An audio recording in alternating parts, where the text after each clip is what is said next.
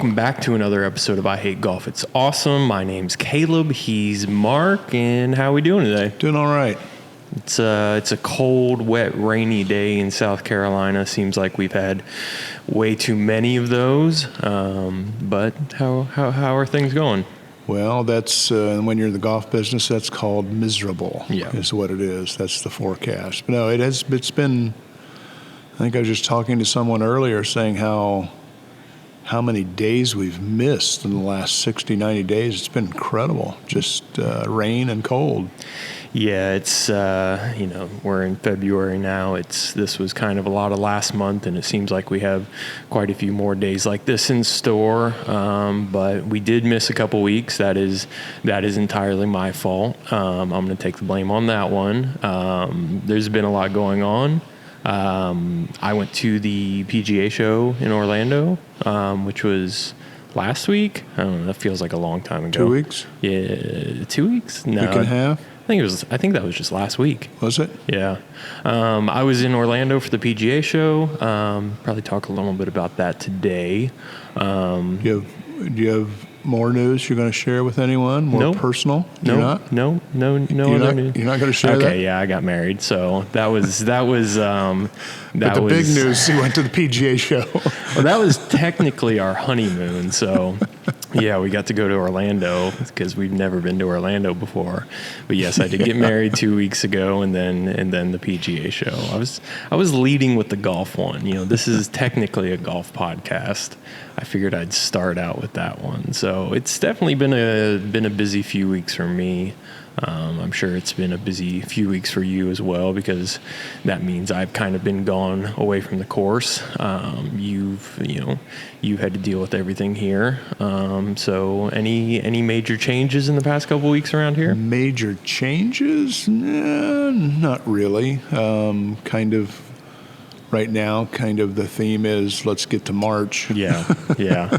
I was trying to think if there's anything else we've done in the clubhouse. It seems like kind of every week we've been doing something. I think we'd talked about the new floor. Yeah, we got the new floor. We just had the bar front restain. Mm-hmm. It smells really nice in here. Not a whole lot left we can talk about doing in the clubhouse anymore. No, not really. Painted the patio deck. Did we talk about that before? I don't think so. So, yeah, it's just little stuff now, really. Yeah. One big thing that we do have coming, course specifically, is we do have the new sign ready to go on the front entrance. We haven't talked about that at all. Yeah, we have to finish knocking off the old sign. We have most of it off.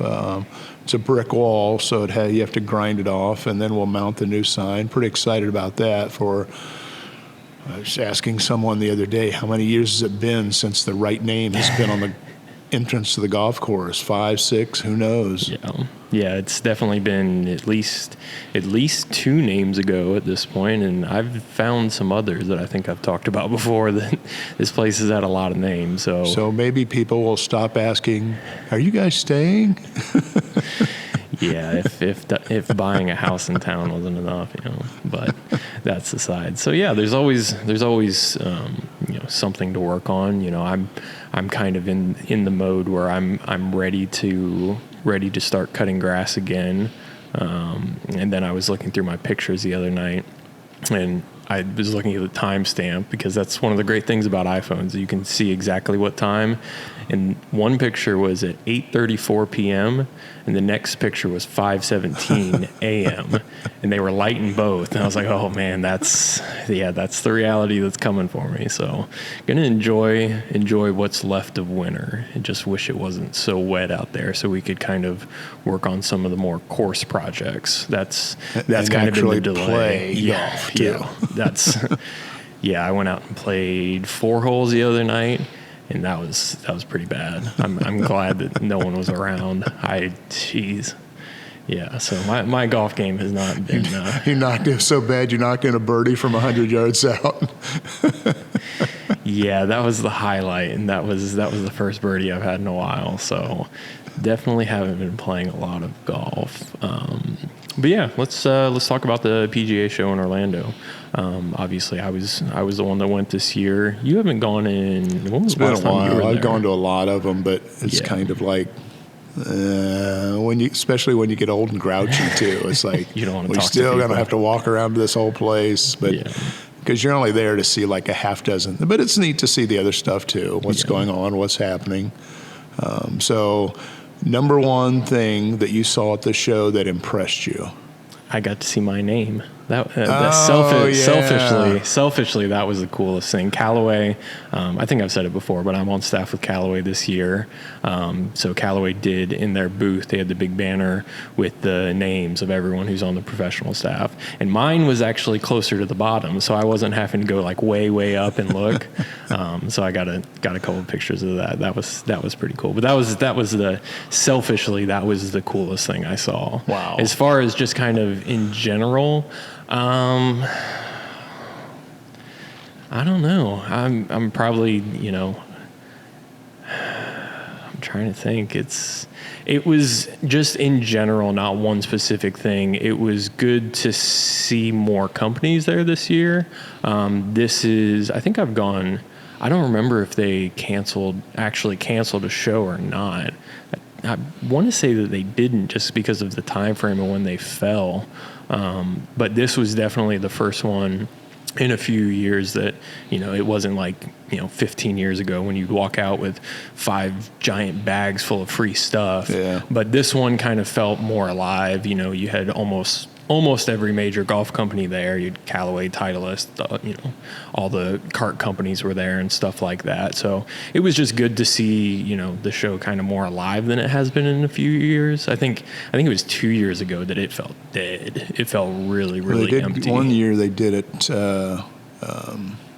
They didn't have the actual on-site show. That's what I was trying to remember. I was going Yeah. back and looking through pictures, and I couldn't remember if they actually canceled the Yeah. actual show. One year they did. So yeah, it definitely, that's just kind of a general feeling that I don't know if I had one thing specifically that stood out. I got to see the True Linkswear booth, see all the shoes that they have coming out next year. I don't know if I'm allowed to say it, but they actually have some slides, like sandals, that are, I think those are probably the coolest thing. I really want those. And the reason is because we do stock True golf shoes. I'm also part of the True Collective, so I'm just shilling for everything right now. So, but no, it was cool. They've got some really cool shoes coming out this year that I'm excited about. That I think once people see them, they'll be really excited about. So Good. That was cool. Do you have more questions for me? You didn't go to the demo day? No, I didn't go to the demo day. I was supposed to, but it just didn't work out timing-wise when we got down there. I saw a lot of pictures from it. It looked like a lot of people compared to the pictures. I don't think I've ever, obviously I've been to Orange County National, but I don't think I've ever been to an actual demo day there. They had the demonstrations and stuff, but I was fortunate enough to actually get to already hit all the Callaway stuff beforehand, so I didn't really feel the need to go. Yeah. But no, it looked like they actually had a lot of people that showed up for that. So did you accomplish what you wanted to accomplish at the show? Yeah, I think so. It's like you said, you're kind of going to walk around, but more specifically, you only see 4 or 5, 6 or 7 different people. I got to meet some people, like Gavin with Penfold. Got to meet him for the first time. He's actually, said he was going to be coming through here. Cool. Sometime, I think over the summer. So no, it was good to actually, get to meet some of the people that I only have talked to and emailed with or talked to on the phone and stuff like that. Right. So yeah, I think I definitely accomplished. As much as I could. Really only I was there most of Wednesday and then some of Thursday morning. But no, I got to talk to some people that we know, meet some new people. So yeah, it was a good trip. So what really matters is coming out of the show, what are we going to have in the shop that you saw in the golf show? Haven't locked down anything new specifically. I think we'll definitely get some more stuff from True, probably over the summer. And Callaway, you being on the staff now. Callaway, we're gonna have the full line of Paradigm, so that's exciting. We're gonna have a lot of stuff from Callaway in the shop this year. So that'll be good. They're redoing the ERC soft golf ball. They're going to push that pretty hard this year. I think that's going to be a really good ball that kind of falls in with the super soft category, but is a little bit more of a player's ball. So yeah, that's, we're gonna have stuff from True, stuff from Callaway, and then there's a couple brands that I'd like to try to bring into the shop that I think people will be excited about, but want to get to that locked down before we talk about that too much.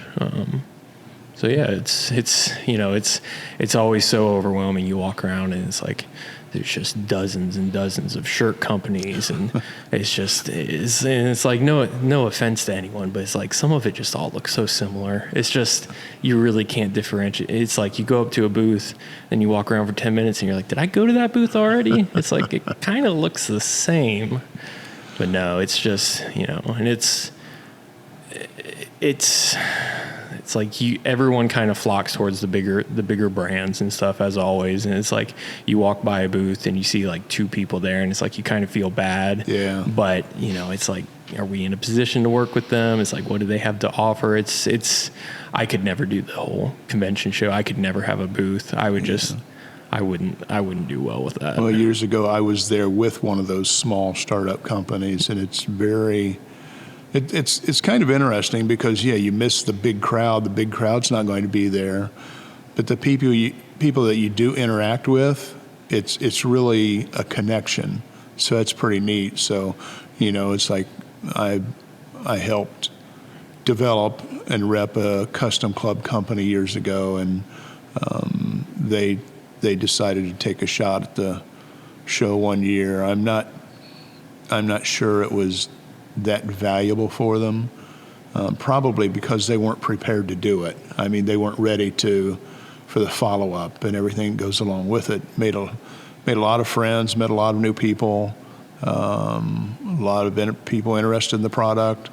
But, it's like when they walk away from the small mom and pop booth at startup, does that connect enough that then they won't walk over to Callaway or Titleist and do what you were hoping they would do with you. Yeah. That's always the issue. Yeah. And everyone's fighting for their space. Mm-hmm. Yeah, it was to me, it was almost more interesting. Like I said, the PGA Show somehow became our honeymoon. So Danny went with me, and it's like it was almost more fun to kind of see how she was interacting with everyone. Because one thing I would really like to do this year is have more women's options in the shop, whether it's clothing, clubs, everything. So I told her just go around and talk to all the companies. It's like it was nice because she didn't really. I mean, she knows golf, but she didn't have the same like kind of preconceived notions that I have. Right. When I see a brand that I kind of know, and it's like it was just she was going into everything very fresh and very excited about everything, and it's like, oh yeah, this is actually fun. It's like you go so many times, and it's like it becomes kind of like you're just going to go, and you're kind of jaded to it. But it's like when you realize it's like almost every major golf company in the world is right here in this building. It's like that's actually pretty cool. Yeah, you become I think. Probably looking in the mirror, you become a bit snobbish. Like, oh, I know that. I don't, it's like I've seen those catalogs. Exactly. It's like I don't need to look at that. Yeah, and maybe it's just kind of a good time for a revival too. After the couple of down years, and it was kind of dropping off to have a crowd again and create some buzz. And golf is kind of there. And it's just like that with Danny. It's kind of always been. One of my approaches is how do we get the women and families involved? That's why we do the free clinic to hopefully get 1 or 2 of the women to come out of that. And if we can, we'll target a clinic for beginner ladies to help them get started. Because it's like I've always said, it's, anytime you go to a new place that you're not familiar with what's there and what's going on, it's very intimidating. Yeah. It really is. Yeah. And how do we get past that? It's like, okay, here's a free clinic, come out and do it, and, have something besides men's golf shirts in the shop. Yeah. That's one of the things I liked about the True shoes, the way they size them. Yeah. They size them for men and women. Yeah. That's pretty neat. Yeah. Yeah, they do. I know for this year they are going to have some kind of more specifically to women, but yeah, having kind of the ability to, it's not just a men's shoe. Right. It doesn't look, like the traditional shoe that you associate. And I think that's good to be able to kind of offer, as many different things as possible. I do want to give a shout out to Students Golf. If you're watching this, I appreciate talking to you at the show, and I know we got a couple podcast listens, from that. So cool. That's something like that. Something that's not the traditional. I would like to, will it work? I don't know, but going around the show, seeing stuff like that, seeing stuff that we can do that's not different just for the sake of being different. But different because it's something we actually like and believe in and want to, share with other people. And fits in with our approach. Yeah, absolutely. Yeah, that's kind of, that's kind of what, because I saw a lot of things that, I really like this, but in the back of my mind, I was always thinking about, does this accomplish what we're trying to do? Is it not just, oh, that's cool? It's like, yeah, I saw a ton of stuff that's cool.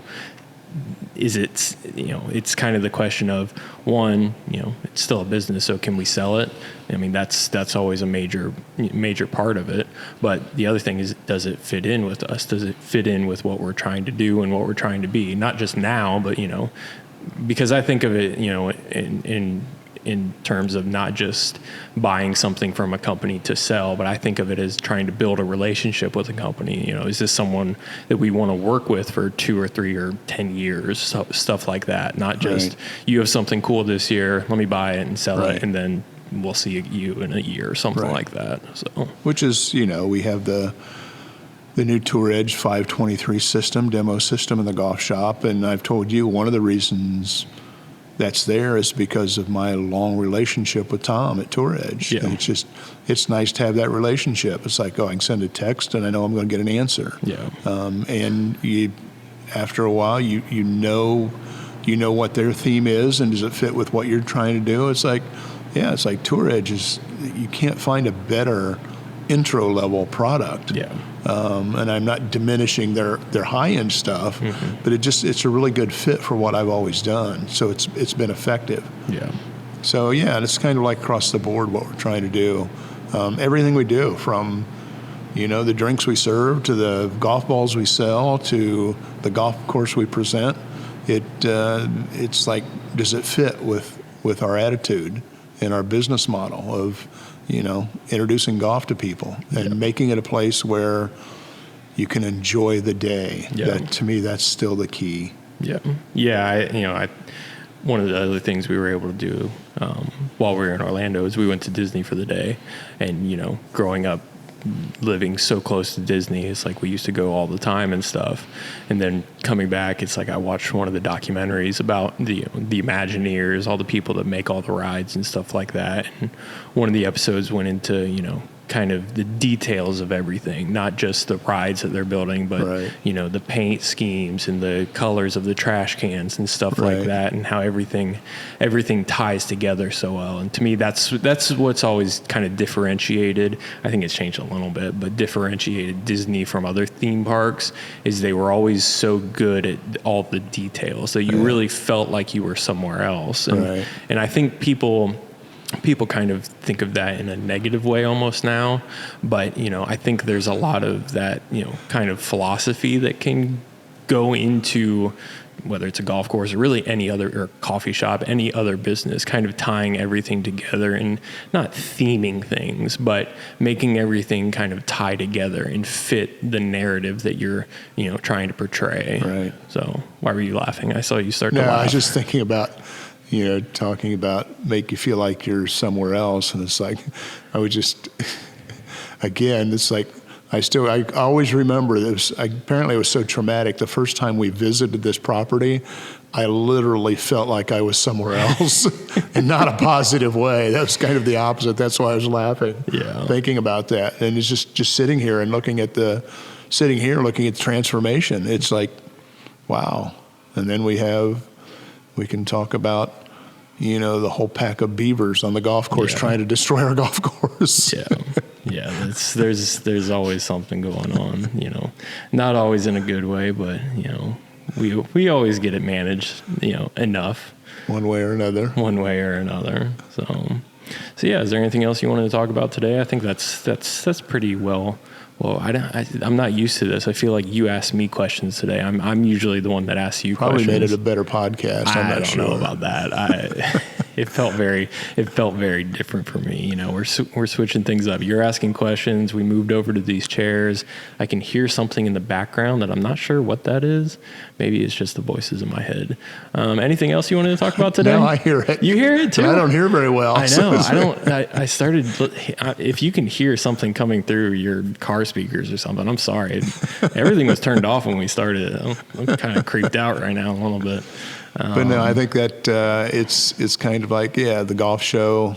It's an event for you when you go, but basically it sets your season of, okay, here's what we're going to present, here's what we're going to do, and here's what we're bringing to, help you enjoy the process a little more when you're on site. Yeah. I'm sorry. I'm still trying to figure out what I'm hearing in my head. Yeah. But no, it is. Yeah. It's kind of, obviously it ties in, it's not just so the guys up north can get to go down to Florida in January. I mean, obviously that's part of it, but yeah, it's the start of the golf season essentially, even if our grass isn't going to be growing for another, who knows how long at this point. Hopefully soon. Yeah. Hopefully soon. Plenty of water. Yeah. There's plenty of that.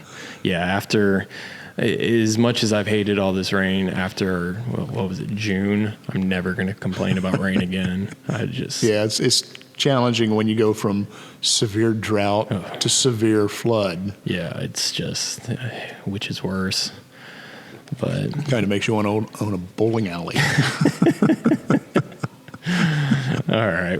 On that note, we're going to wrap it up for today. Thanks for listening to another episode of I Hate Golf. It's awesome. We will see you next week, and bye-bye.